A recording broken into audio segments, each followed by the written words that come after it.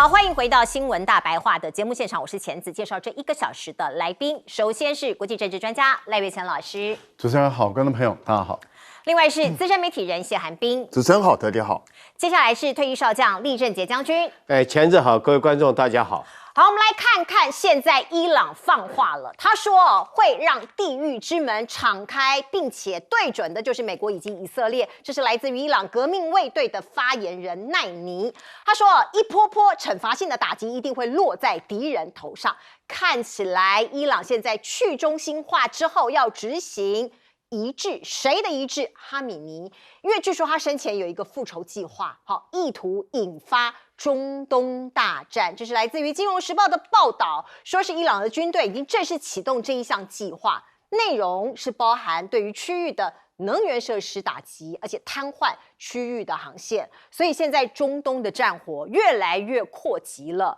会什么时候结束？没有人知道哦。包括伊朗政权内部的人士有讲哦，说他不会让美国还有以色列得逞的哦，所以准备放一把火把战火延烧到边境之外。另外，我们来看看现状是什么。美军的中东最大基地已经被伊朗的飞弹击中了 ，CIA 工作站以及大使馆，好多个地方都被多波攻击，好几波的攻击哦。所以，观众朋友，您看到这个画面是在夜空中，从远远的地方飞弹射过来被击中了，包括我们看到了美军也证实了驻卡达的乌代德空军基地也被飞弹给击中了。那当然可能有一些人有伤亡的情况，另外包括 CIA 的工作站也被伊朗的无人机给击中那在黑夜中包括这个伊朗的无人机，它的数量很多，也很强大，它去夜袭那击中了美军的弹药库所以在黑暗中，您看到橘色的火光，熊熊的火光燃起来了火舌飞溅，现场烈焰飞腾，浓烟滚滚，一副这个末日的景象。所以现在这个中东的战况，很多人都非常忧心可能没有办法像川普讲的速战速决。伊朗说已经击中美军第3套萨德的反导弹系统所以他们疯狂的在做一个绝地大反攻。那现在呢我们看到包括半岛电视台，因为它是在中东地区最专业的一个电视台，他说伊朗反击已经戳中了川普的软肋包括我们看到呢过去可能川普有想要速战速决，然后风光的宣布胜利，可是这个目的现在看起来已经不能达到了。而川普他也不断的放话说我们大胜利，我们大成功，包括他说伊朗的空军、海军还有高层都完了，你们现在如果想要谈判也太迟了。可是他的说法前后有矛盾的地方，包括我们看到过去2-3天有说到说是这个包括以色列还有包括沙烏地阿拉伯push 美国来做这样攻击的动作。可是现在包括卢比欧包括川普他们都改口了，他说没有不是以色列叫我做的是搞不好我逼以色列他们才动手的所以现在这个说法到底哪一个才是对的呢？我们不知道那这个卢比欧是这样讲他说是因为美伊谈判彻底破裂，所以我们才动手的。而另外美国民众目睹多架 F-35以及 F-15E 升空去驰援中东所以这个战事看起来还会再延长时间。那另外呢，美军是这样讲，已经摧毁伊朗境内17艘舰艇，打击将近2000个目标。有一个部分就是民众的部分，我们永远是最关心当地的民众我们看到包括川普、包括美国、包括 CNN 他们其实CIA 也都有这样子的一个做法他们出手要这个库德族，大家知道在伊拉克这里还有伊朗，其实那个边境那边有很多库德族，他们是一个全世界没有国家的最大的民族所以川普政府积极跟这个伊拉克的库德族领袖磋商提供给他们一些军火给他们一些武力CIA 在努力叫他们赶快煽动伊朗境内的民众。川普自己也讲了，希望伊朗的民众可以起义推翻现在的政府革命卫队。那另外我们看到呢，这个打仗很花钱的，每一天都要消耗多少钱？每一个小时是10亿那每一天就是240亿台币包括这个航母一天要花2亿，上面的油料啦，官兵要吃要喝薪水这个是很可怕的那现在呢，这个弹药是一个关键，有没有可能因为不断在消耗这些弹药所以我们看到波湾的这个美国盟友就说，你一直拖延我们的这个补弹我们这个包括一些拦截的一些这个爱国者飞弹啊，各种拦截的飞弹啊，你都刻意拖延啊。甚至有一些国家被冷处理，你叫他交货，他也不交所以呢，我们看到这一位华府智库的一个专家，他说阿联已经消耗多年累积的大量的拦截弹的库存，因为已经不断的在拦截嘛，中东有一些事情，美国在弹药的补充上的迟疑，可能加注波湾盟友对安全承诺的疑虑。所以现在这个伊朗这一局到底应该怎么看呢？来请教老师。现在各方都在放话所以认知作战事实上早就展开了那虚虚实实，但是我们也留意到伊朗确实有打这个卡达的油气田那对于卡达来讲，赶快就关闭了。那他也有打阿联酋的这个石油生产措施，那么甚至一些金融机构也有被受到殃及。但是以目前的这种打法来看的话，事实上是相当的有节制。为什么会相当有节制？我们一般判断可能有2个可能性我们只能说用可能性来推断，因为这个比较符合他们的这种战略的目的第一个就是警告美国跟以色列，如果你打我伊朗的这个石油设施的话，让我的伊朗的石油没有办法生产，受到严重的损伤，那我就不排除我把中东地区的这些主要的产油国，他们的油气设施都把他们进行重伤重挫。那一旦他们的石油设施都进行相当大的毁伤之后，即使你说你能够护航这个石油，但是也没有石油生产了，也没有石油运出去了。全世界只要3个月甚至到半年没有石油运得出去，或是没有办法满足这个目前亚洲国家的需要的话，这绝对会是世界最大的动荡不安嘛。你看，现在连欧洲他们都已经在重新考虑，而且有越来越多的国家都重新考虑，是不是应该转向俄罗斯买油跟气。连日本都有这个声音出来了那这代表什么？因为日本90%的油气都来自于中东地区，美国一个国家不可能满足全世界的，不可能的事情，它的生产量也不到，然后它也不可能这样满足。那所以中东地区占全世界20%这么大的分量的情形下，那你想想看，如果油气都受到重伤，这个当然不可能。当然对于整个美国，对所有的国家都造成严重的影响。那这样子其实也确实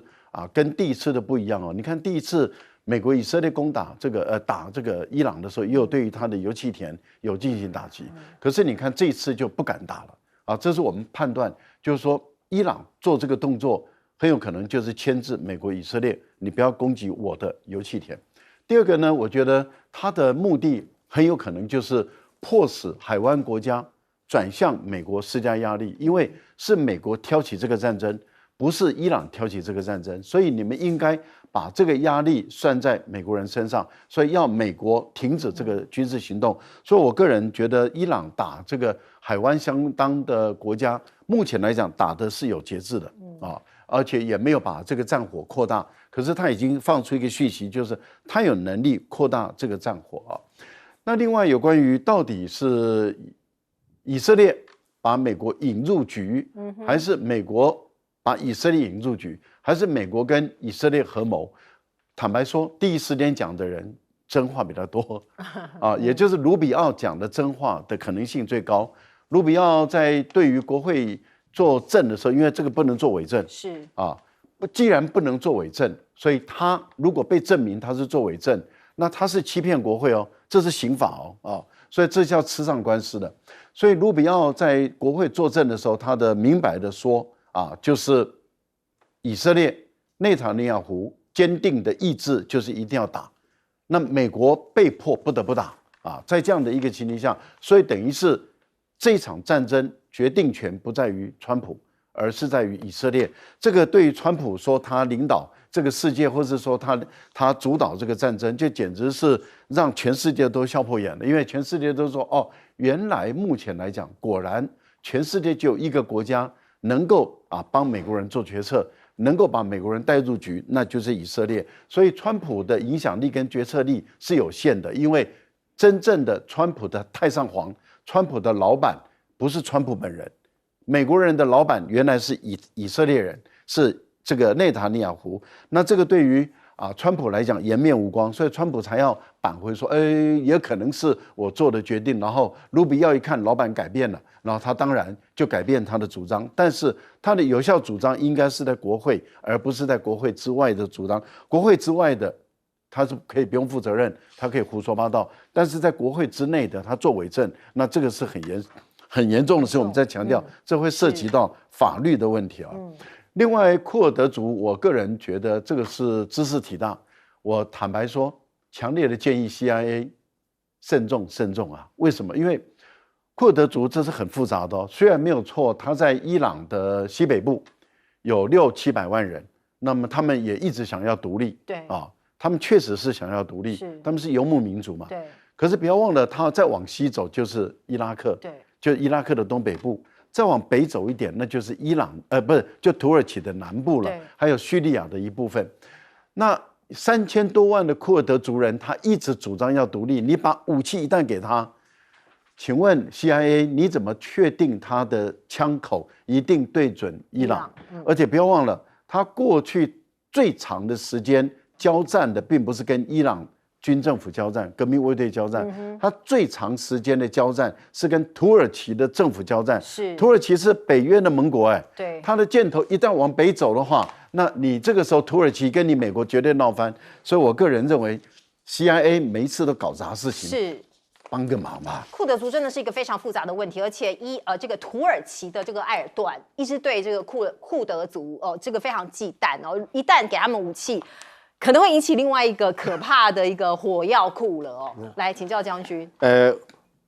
我们看这一次中东大战打到现在其实历次的从俄乌战争一直到现在这次的中东大战，我不得不佩服我们的老祖宗孙子他的《孙子兵法》里面几乎每一句很多话都应验在这次的战争之中。现在你看美国变来变去今天这种说法，明天那种说法。原来说4天变成4周然后原来说只要海空军就可以，后来现在要加入陆军的地面部队，陆军地面部队发现不可行之后，现在要用库德族，这应了《孙子兵法》一句话，叫做胜兵先胜而后求战，败兵先战而后求胜，就证明你美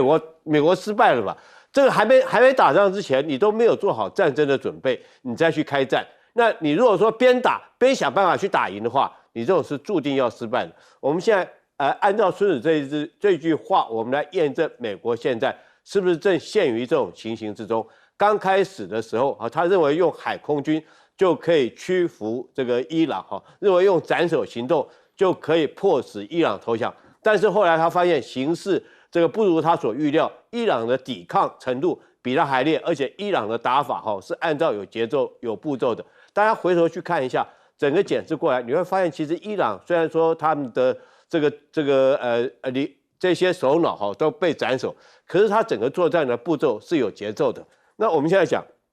伊朗有没有可能击毁美国3套的萨德系统？我觉得可能性非常大第一个，我们要知道，所谓萨德系统不是无能，不是天下无敌的。它第一个是这个高空的防御系统，它是防高空、防导弹、拦截导弹的。当然，它另外一套系统就是等于说是它可以对自己本身的防卫导弹就是说你要攻击它，它也可以将你射来导弹将你击毁。那现在来讲的话，你看伊朗用的武器是什么？第一个，如果说是它具备超高音速导弹的话，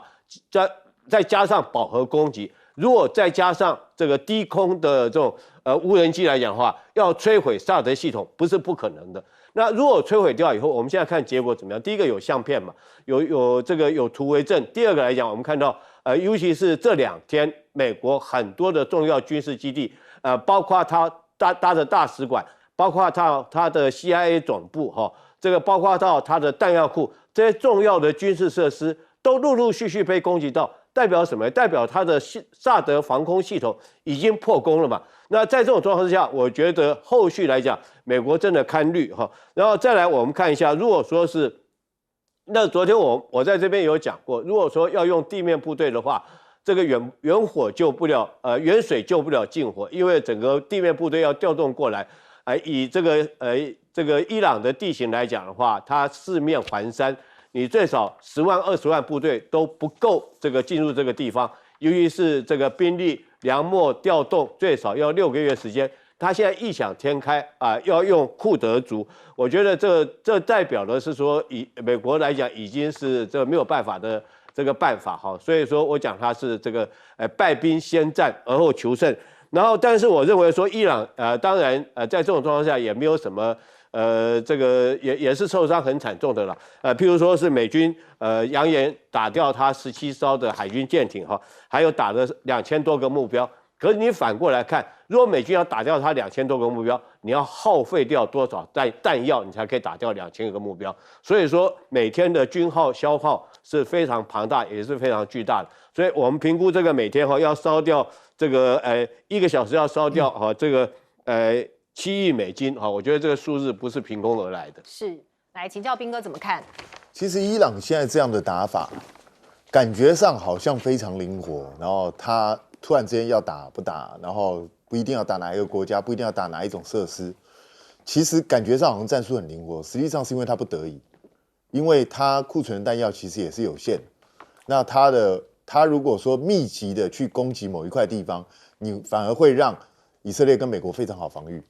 你如果集中去攻击以色列，他的成功率一定会大幅降低。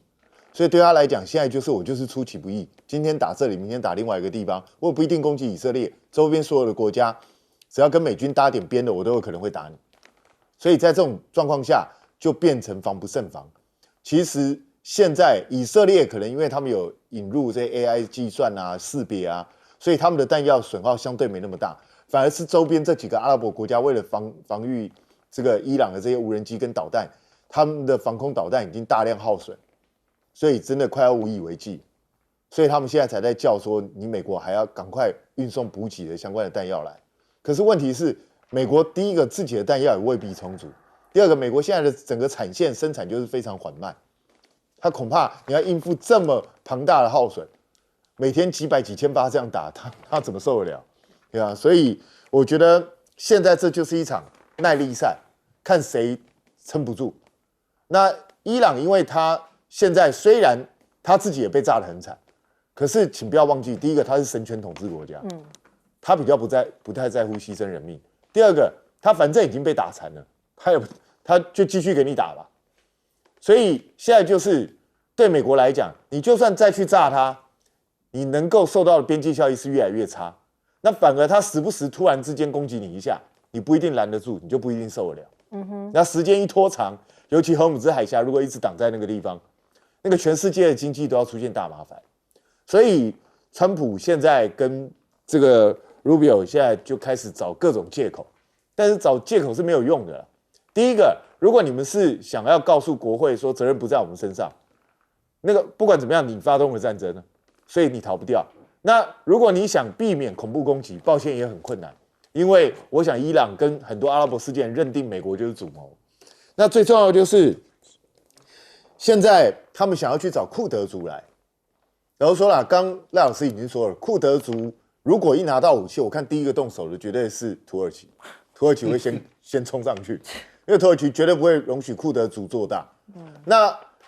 库德族会愿意接受吗？美国过去已经出卖过库德族2次了，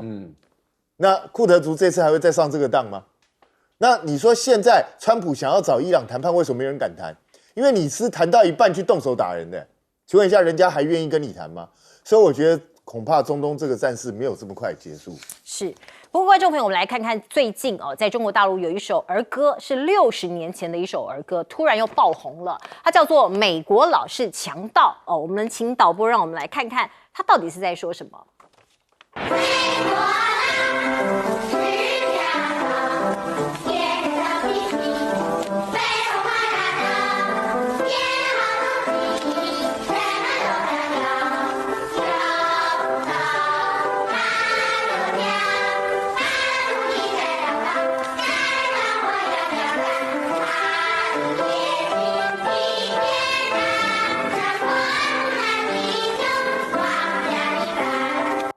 好，好，这是60年前，那时候中国大陆因为在冷战的背景之下哦，那儿歌的全名叫做《打倒美帝国主义强盗王》哦，它是用这个普通话，也就是像我们说的国语来创作的一首儿歌。可是呢，那个时候是因为中美意识形态对立非常尖锐，美国在全球推行霸权哦这样子的一个背景出现的儿歌，所以有人就说，哎，它怎么又流行回来？的的确确哦。现在是不只是在中国大陆哦，包括据说有配上其他的歌词、其他语言的歌词啊，哦，全球都有在唱哦。某种程度，他们也是对现在美国霸权的不满，说打就打，说斩首就斩首，说绑人就绑人。像是很多这个民众哦，在网络上听这首歌，意思是哦，认为美国它军事长期干预他国，从中东到拉美，经济掠夺美元，霸权收割世界，技术封锁，打压他国科技企业，双重标准，把国际法当工具，合则用，不合则弃哦。这我刚才念的林林总总哦，有很多国家、很多地方都觉得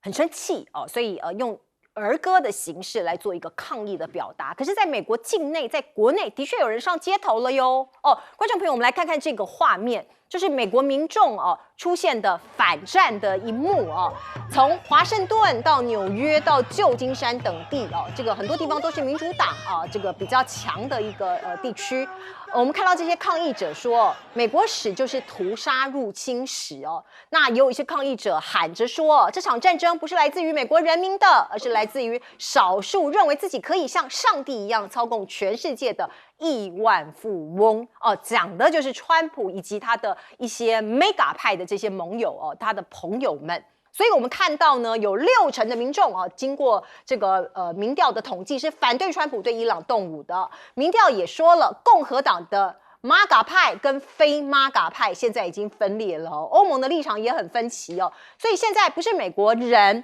授权给川普去做这件事情，包括美国国会也请 Rubio 他们来报告，你们为什么要这么做？可不可以让这个国会说服他让他们也认同？可是你看到川普现在在做什么事情呢？他也要说服他的盟友，包括德国，他是跟这个梅尔茨啊握手，他说谢谢啊，谢谢你德国透过这个允许美军进入一些基地提供协助，而且他还举了一个反向的例子，他说你看看英国，你看看西班牙，这2个国家不 OK 啊，他们态度太保留了哦，包括川普直接骂施凯尔，不是丘吉尔。你不是丘吉尔啦，你没有权利帮我们美军啦哦，那他不满意呀。英国开放基地的时机，其实英国还是有帮他，只是不如他所愿哦。那英国的首相这个施凯尔被骂了之后，他说：“我自己有判断能力，我们判断什么事情符合英国的国家利益，这是我的责任。”西班牙更直接，他拒绝啊。他拒绝美国配合他对伊的行动，对伊朗的行动。川普好生气哦，他说：“那我要切断美西的贸易哦，你是一个很糟糕的盟友哦，我要切断美国跟西班牙之间的所有的贸易往来。西班牙是一个糟糕的盟友，可是西班牙政府也有发了一个声明啊。”他说：“我们自己有能力啦，如果你美国要这么干，我可以应对来自于你的威胁。”不过，我们来看看刚刚来宾不断的强调的赫姆兹海峡，的的确确这是全球这个所有的这个邮轮的这个经过的一个命脉哦。所以伊朗说他已经完全控制赫姆兹海峡。有10多艘的邮轮被炮火给攻击了哦，所以你看，如果你是这个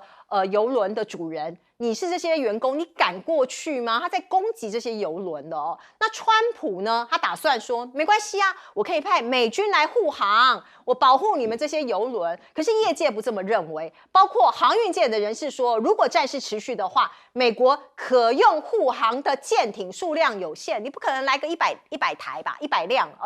100个这个航舰吧，不可能嘛。而且护航本身就有被攻击的风险。另外，分析师讲说，保费会长期维持高档，部分船东可能会转而私下跟伊朗协商为自家的船只争取通行豁免。我干脆直接跟伊朗谈，我给你钱，你不要打我，保险费还比较贵嘞哈。那我们再来看看中国现在被爆料说施压伊朗不要封锁赫姆兹海峡，中国外交部回应了这是中国大陆外交部发言人毛宁，他没有正面回应是不是有施压伊朗不要这么做，他只重申能源安全对世界经济非常重要，要求各方维护海峡航道的安全。来，请教老师。其实我们蛮佩服啊，这个写60年前写这个儿歌的这个作词作曲的啊，这个作者啊，我觉得了不起哎。60年前他们就把美国这个国家的本质看得那么的透啊，看得那么的清楚啊，这个确实是有一定的高度啊。各位想想，2003年小布希时代啊，他想要抢这个伊拉克的石油，就炮制了一个肥皂粉。然后就把伊拉克的石油抢走了。当时当时这个德国跟法国气得不得了，因为海山是跟德国、法国还有跟中国大陆、跟俄罗斯签了4块油田，结果这4块油田就被美国人这样活生生抢走了。然后德国跟法国气得不得了，在他们的主流媒体的首部里面的标题就写“新帝国主义美国”啊，就是用抢的。以现在来说，您看，当他想要抢委内瑞拉的石油的时候，就把这个马杜罗就绑架了，就抢了委内瑞拉石油。当他想要格陵兰的时候，这块地他就要去抢这个丹麦的格陵兰啊。你可以看到，他对加拿大看有兴趣了，他就要加拿大变成他的51州。他对我们的台积电很有兴趣，就抢走我们的台积电。这不只是川普抢哦，拜登也抢。所以你可以看到。真的是美国真的是一个强盗啊！他看到的东西他要，他就用抢的。那你不给，他就惩罚你，他就制裁你。抢走了日本人5500亿美元，韩国人3000多亿美元，欧洲人6000多亿美元。我们台湾更惨啊！连我们的半导体，他那个贝森特都说，我要抢走你啊，1/3以上啊，至少到1/2我都要啊。所以我觉得美国真的是一个60年前就被这个儿歌的作曲作词的人所看透，真的是了不起，佩服他们的高度跟远见啊。另外，川普没有资格去骂欧洲人，一点资格都没有。川普你上来了以后，如何修理欧洲人？如何修理？俄乌战争，我知道我们台湾的青鸟、民进党他们最支持这个乌克兰这一方的。那川普他不支持乌克兰这一方，他对欧洲、对北约的欧洲盟友，他怎么羞辱了？他要他们增加军费，然后要增加到2%到3.5%，要到5%，而且规定你增加的军费不能欧洲优先。如果你欧洲优先，我就惩罚你你只能向美国买所以要以美国为优先。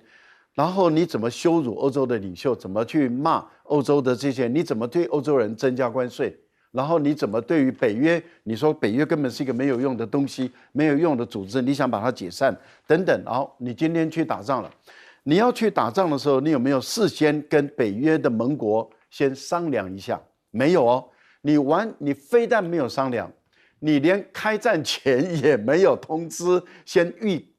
预先通知你的盟友说我要打了，你赶快撤侨，完全没有。所以一堆侨民被困在中东地区。现在法国的总统马克龙要把他的航母派到地中海去，因为他的很多的资产、很多的公司、很多的侨民被困在中东地区，是出不去啊，有的还困在那个地方。那各位想想，连日本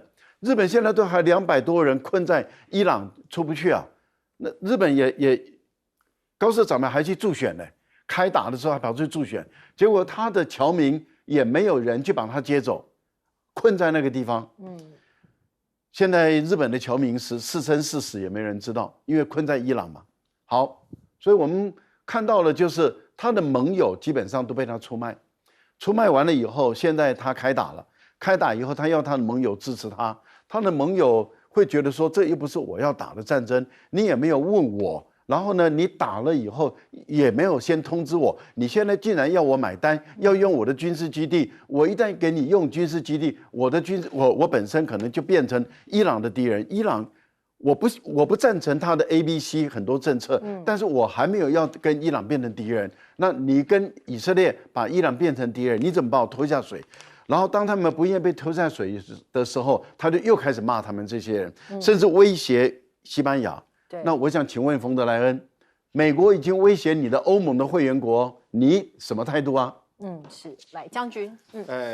，2次世界大战以后到现在美国没有在这个全球用兵的时间只有3年，是卡特担任总统的那3年他没有用兵，也就是说他有96%的时间都是在国外用兵，都是在掠夺人家的资产那美国用什么模式呢？很明显的，它就是美金美军还有美债哈。我用这个去抢石油，让石油跟美金挂钩以后，那提升我美金的这种购买的能力之后，我就可以去印美债嘛，印美债去借钱嘛，借了钱以后我就去养美军嘛，养美军以后我就去掠夺。所以美国这个三美的这一套路来讲的话，它一直是这种做法。当然这次美国去攻打伊朗，事实上是违反联合国宪章的公约的。你没有经过宣战，你没有经过联合国同意，你就私底下派兵去打，其实这是违反国际的公约。第一次2003年的时候，美国出兵去打伊拉克的时候，虽然说他用了一罐这个肥皂粉欺骗全世界，说伊拉克有这个合生化武器，所以我们必须要攻打他。好歹你还经过联合国的安理会通过，那这次他完全没有通过，没有通过，你等于就是一种这个偷袭的一个行为哈，那难怪人家欧洲国家不能跟你跟进了，跟你跟进我就违反联合国公约。那我们就看到这个川普哈，就跟一个在班上霸道的老大一样哈，你们不跟着我一起去打群架，那我就责备你们，就骂你们，甚至于要处分你们，这完全就是一个霸道的一个作为了哈。那我们讲荷姆兹海峡，确实现在确实是很严重。因为如果说是美军要派军舰去护航的话，我觉得正好着了伊朗的道。因为现在我们看到美国的军舰都远离伊朗海岸1000公里之外，那如果说你跑到荷姆兹海峡这边来护航，是不是就正好成了伊朗的靶子？第二个，就算是你军舰在这边护航，那难道伊朗就没有更激烈的手段吗？你不要逼伊朗到时候把水雷丢到这边。那这如果说丢了水雷之后那可能短时间之内，就算是战争停止之后，可能都没有办法安全的通行。所以我觉得护航这种是不得已的手段，也看出来川普现在是在没有办法之中，硬要讲出这些办法出来。那当然，中国对这个荷姆兹海峡对中国的石油能源是非常重要的。中国有这个每天2000万桶的原油从这边输出，有1100万桶是运到中国去。那对中国来讲的话，当然他不会说是施压伊朗了，可是我相信他会用谈判或者其他方式来取得自己能源的这种获得，然后不会完全依靠这边。要知道，中国除了说是中东地区的石油之外，它还有很好一个友邦叫俄罗斯那边也可以西伯利亚2号管道干什么？它已经分散它鸡蛋没有放在同一个篮子里面，它已经分散它的能源。但是不管怎么样，如果这边受阻的话，对全世界的能源都是一大危机。对，尤其我们台湾自己的这个天然气从卡达要进口，现在被卡住了，该怎么办？来，彬哥，其实虽然你看民调，多数美国民众是反对川普出兵伊朗，但他们主要的原因是什么？主要原因是怕战事牵延日久，会造成美国很大的损失，会造成美国子弟兵很大的伤亡。如果川普这一次是一进去立刻就打赢了，然后赶快立刻宣传胜利回家了，没有再继续介入这个战事，其实美国多数人是会支持的。但是问题现在来了，现在看起来这件事情不是这么容易善了。川普本来的构想是，我把哈梅尼斩首之后，就跟他的继任者直接谈判，然后就逼迫他，就像这个委内瑞拉这个模式一样，让他接受美国的种种的这些限制，不再发展核武，那他就全胜而归。可是现在，因为你要说他第一阶段过渡成功吗？他一口气把伊朗的高层全部都干掉了，所以你现在没有人可以谈判。所以不是说他次子吗？哈米尼次子，他现在躲起来，你觉得他敢跟川普见面吗？他敢露面吗？正常人都不敢吧。所以你现在你已经吓到你的对手不敢跟你谈判了。那请问一下，你要怎么迅速结束这场战争？这恐怕是非常麻烦的一件事情。那对川普来讲，他现在就开始迁怒别人了。你们一个一个不帮我的，都给我记住。英国也好，西班牙也好，但是我必须讲啦，这些国家为什么会选择不帮？因为你要知道，你现在是干掉人家的宗教精神领袖。对，这个接下来，现在他的正面战场打不赢你，未来的恐怖攻击他会算在你头上，谁都不知道。现在可以肯定的是，美国未来恐怕一定会遭受恐怖攻击，以色列大概也跑不掉。那欧洲这些国家哪一个愿意沾到这种东西？欧洲已经被恐攻多少次了？所以这些国家当然是能够闪多远就闪多远，特别是对西班牙来讲，川普现在说要断绝跟西班牙之间的贸易，我刚才去查了一下，西班牙是少数美国对他是粗糙的国家，所以西班牙说好啊，来啊。所以我看川普有时候讲这些话，有时候不知道他在想什么，他没有看资料，这蛮奇怪的。那问题是现在荷姆兹海峡这个东西不是护航就可以解决的问题，护航没有那么容易啦。对，美国以前护航多久了？它那个你光是一个红海你怎么解决？然后现在要加一个荷姆兹海峡，而且现在伊朗在那边布雷，对，那个水雷这个东西可不是这么好搞定的。你要知道，油轮都是庞然大物，它根本闪不过水雷，它一定会撞上去。所以啊，这个问题我看几个礼拜之内解决不了。所以我们看到现在的这个局势哦，这个蛮混乱的。大家还记得吗？3月31号，川普已经讲我要到中国大陆去访问，现在有变数了吗？这是来自于《纽约时报》的报道说，因为北京对于攻打伊朗这件事情很生气，然后谴责，所以呢可能会重新评估原定3月底到4月初举行的川习会，不排除延期甚至是取消哦。可是川普自己又说不会有问题的啦，我跟中国关系很好，我很快就会去访问，我们尊重中国。所以呢，之前呢有一个这个说法哦，媒体在说说这个何立峰啊，下个礼拜会跟贝森特在巴黎见面。那问了这个 MOFA 中国大陆的外交部，可是中国大陆外交部说，你不要问我，你去跟中方的主管部门了解。所以这个他没有把话说死，所以到底是见或不见呢？因为这两个人见面应该是会前会哦。那另外我们看到，包括关键的矿产都在中国大陆手上哦。所以这是美军的武器命脉啊！如果中国大陆趁着这个乱局增加筹码的话那我们也可以看到呢，增强中国在即将举行的川习会中的筹码因为现在美国要做武器，在打仗那中国大陆可以说，这个关键的稀土、关键的这些矿物在我手上，你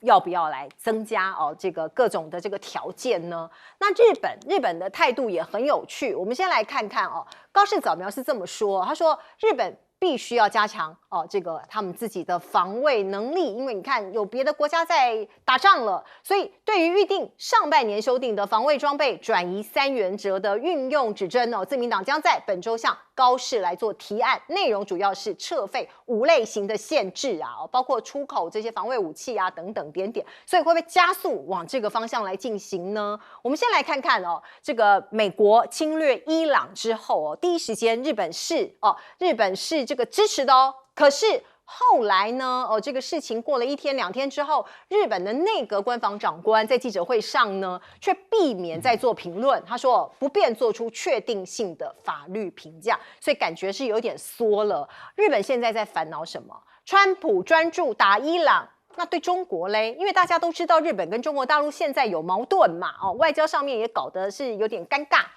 那如果川普他把大部分的资源在中东放着，那对中国大陆的一些围堵或各种方方面面是不是就变少了呢？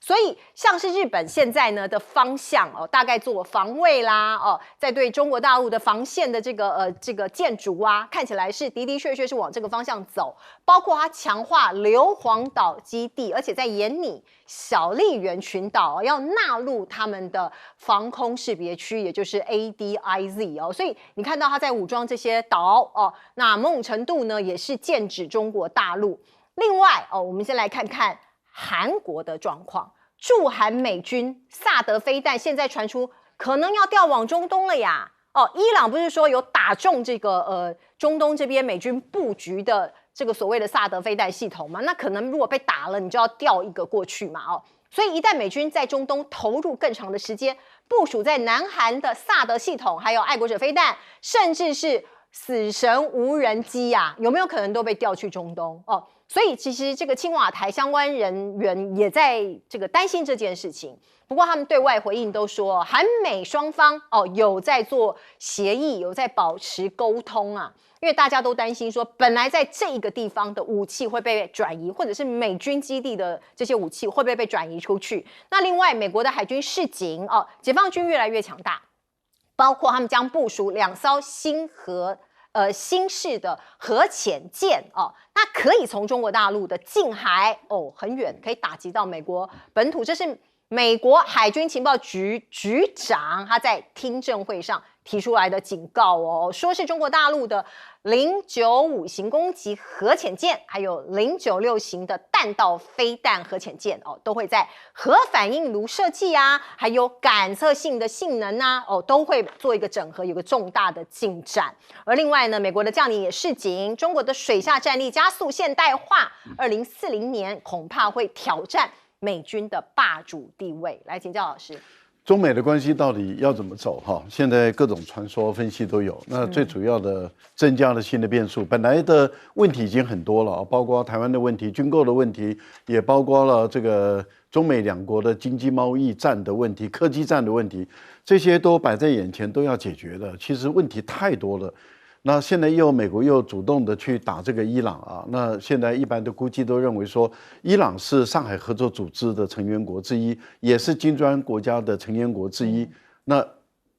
等于是中国大陆的伙伴国嘛。那你美国去打的话，这个对于一个伙伴国的领导人，这领导国中国啊，也就是说，不管是在金砖或者是在上海，中国大陆都是最有影响力的大国之一。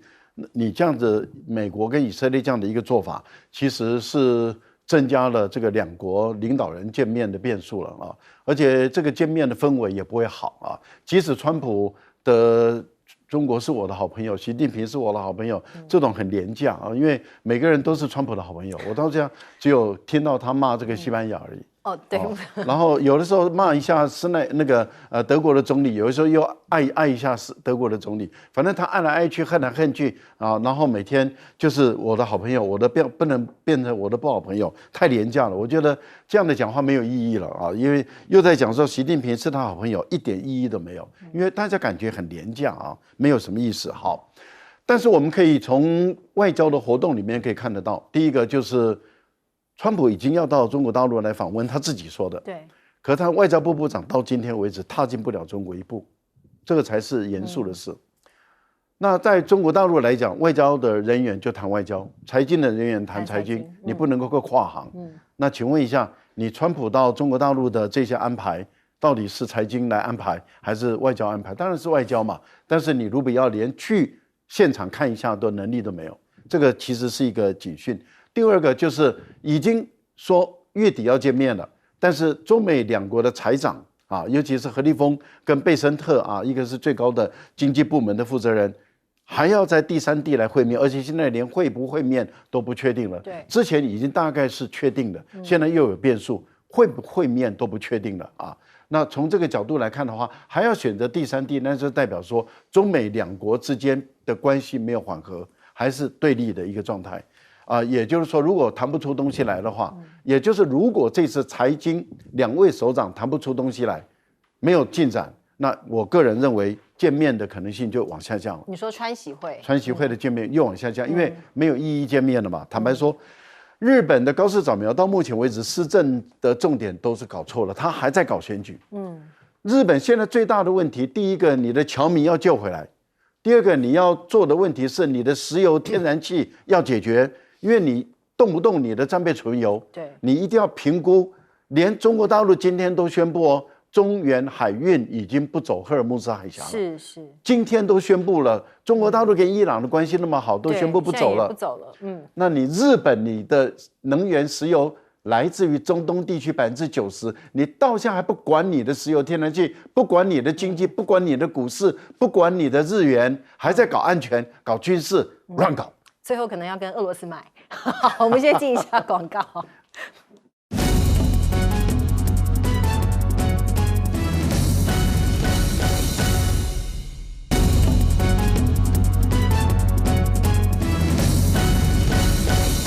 好，全世界对于美国攻打伊朗这件事有不同的评价，那日本的感受又是什么样？我们来请教将军来分析。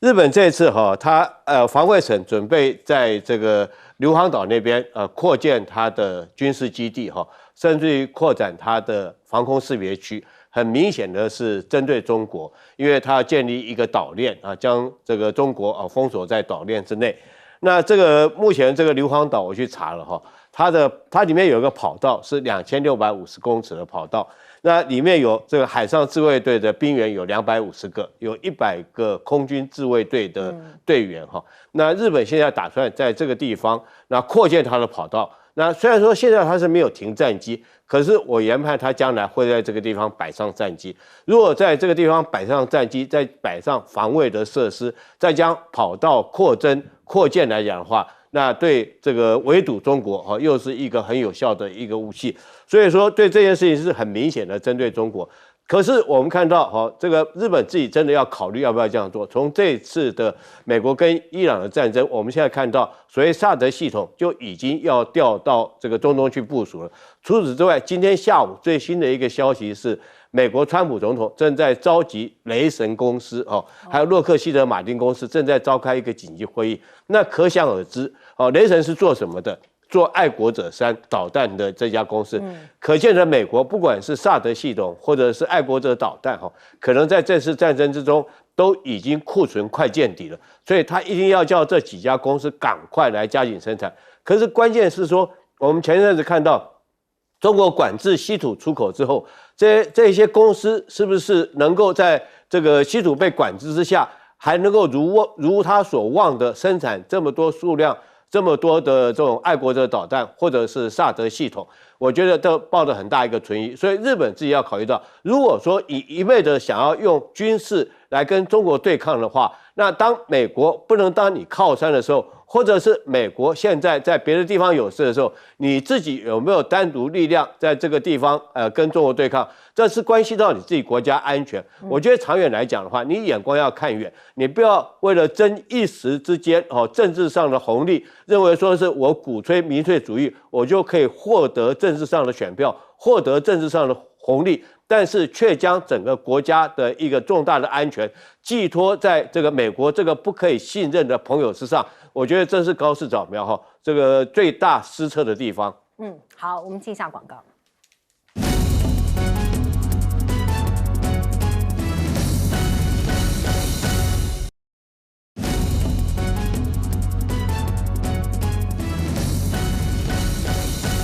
好，我们最后时间交给彬哥。我是一直觉得川习会变数还很多因为就不要说伊朗现在出现这样的一个状况，之前伊朗还没有出现这个状况的时候，其实就已经传出来，就是中方这边对川普的很多态度并不满意，因为我想应该是中方的很多要求，川普大概都用打马虎眼这种方式，都没有做一些很积极的回应，那就让中方这边会觉得说，你好像只是想要来这边就是沾一下，然后就走了。那目的只是要去显示你跟中国之间已经达成了某种稳定的和解。那对习近平来说，那我犯不着去配合你做这件事。那现在你又去在伊朗搞成这个样，其实我看到日本的媒体讲说，其实因为川普打了伊朗之后，让